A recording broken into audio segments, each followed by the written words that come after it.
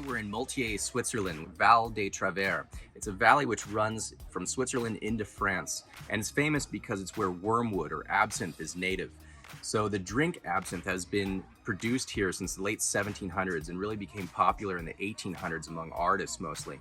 But then it was outlawed by the Swiss government in 1910 and used as a scapegoat for all sorts of crimes.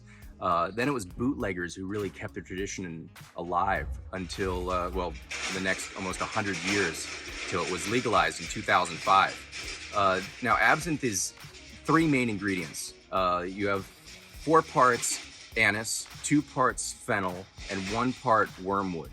And you put that all into a grain alcohol to steep overnight. No one will tell me what that grain alcohol is. They have to buy it from the local government.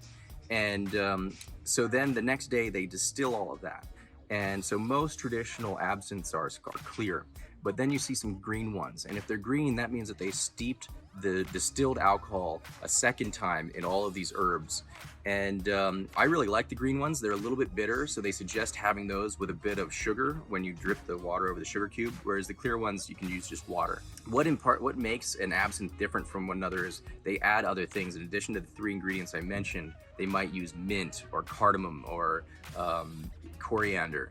And so it's these other herbs that really make it distinct. There we go. It is a fun process. It's this whole ritual with it.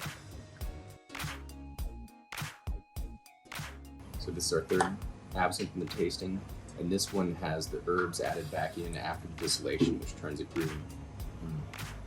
Yeah, this is my favorite. This is the most interesting with all the herbal flavor, and it's got a little bit of mint in it. It's good. So this souffle is credited with the legalization of absinthe because it was served to the French president when he visited Switzerland in 1983. It was still illegal, so it was a bit of a scandal because everyone didn't like that he was able to eat this illegal dessert while they were not. So it was soon after legalized, and now I finally get to taste it. It's like frozen.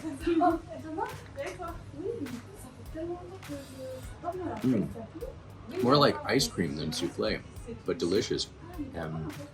Yeah, very creamy. Maybe a little bit of absinthe. I've had so many other absinthes, it's hard to distinguish it in this. Maybe another bite.